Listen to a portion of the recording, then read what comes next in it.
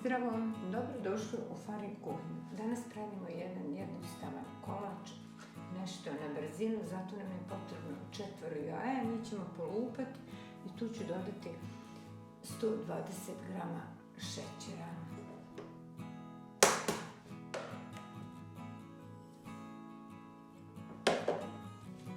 I sad to sve dobro miješamo jednim 5 do 10 minuta. Dodajemo vanilin šećer.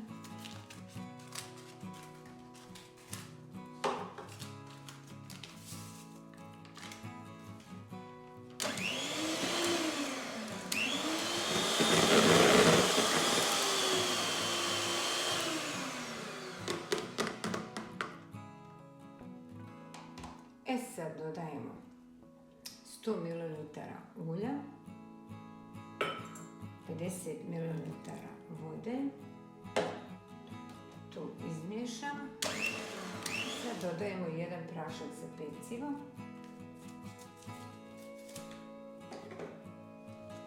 brašno i ovdje imam isto 2 pune kašike kakao.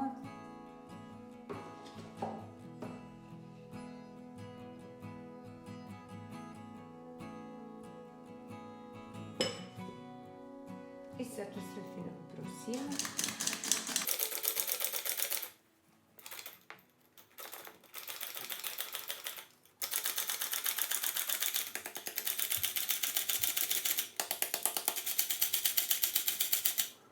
I dodajemo 100 grama lješnjaka mljevene. I sad to sve lijepo izmiješamo.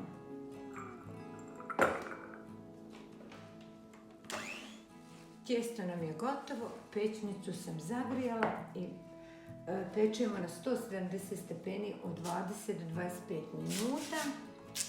I dok nam se biskvit peče, pravimo kremu. Znači stvarno jednostavno, a ukusno, a brzo za napraviti.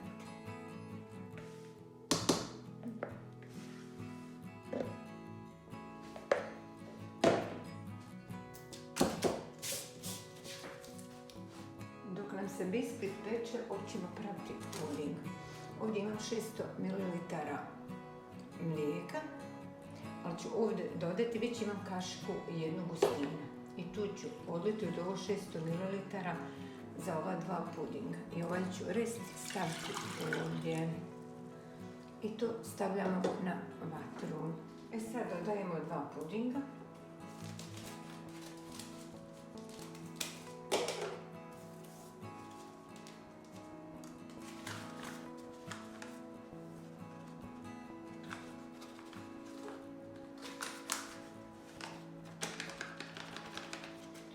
I ovdje imam 4 pune supine kašike šećera.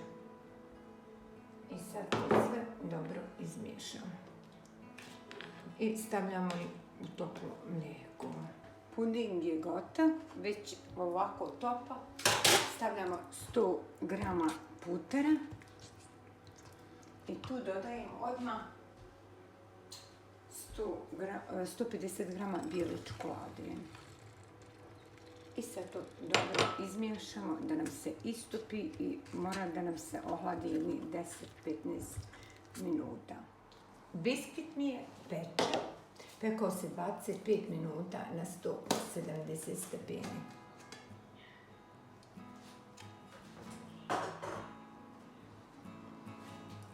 Ispao mi je jako dobar.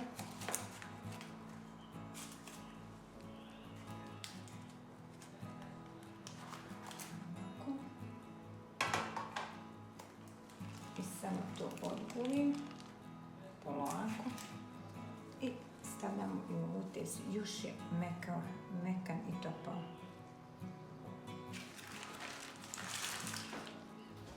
Sad stavljamo ovaj kalup.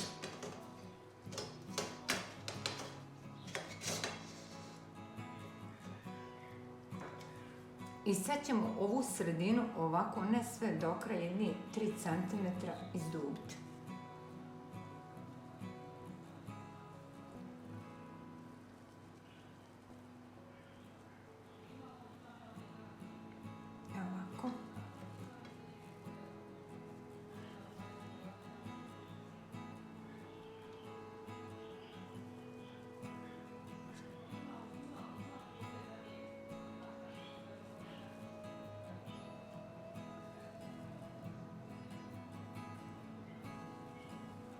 Možete i rukama, ali ja sam odabrala kaškom.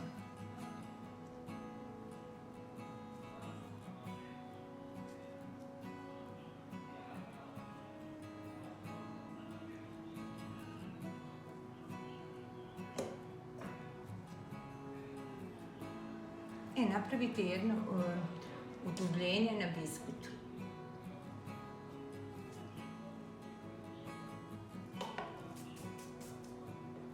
I to ćemo sad sa strane. I u ovaj puding istražit ćemo još 100 grama lješnjaka.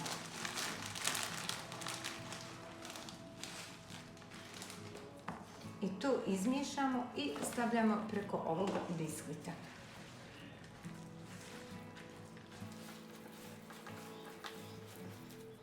Sad ovu kremu stavljamo preko biskvita, zato je na brzinu kolač još je toplo.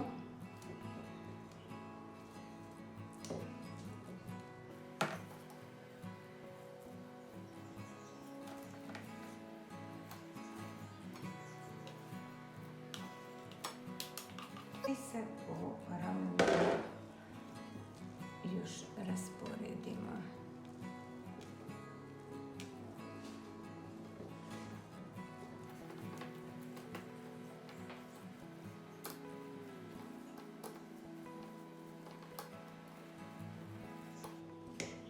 I sad uzmemo još ubris i sa strane sve ovo počistimo i ostavimo ga da se malo prohladi, jer nam se treba ovo malo prohladiti da napravimo mrvice. I ove mrvice stavljamo odozgo preko kolača. I sad ove mrvice ovako stavljamo preko kolača.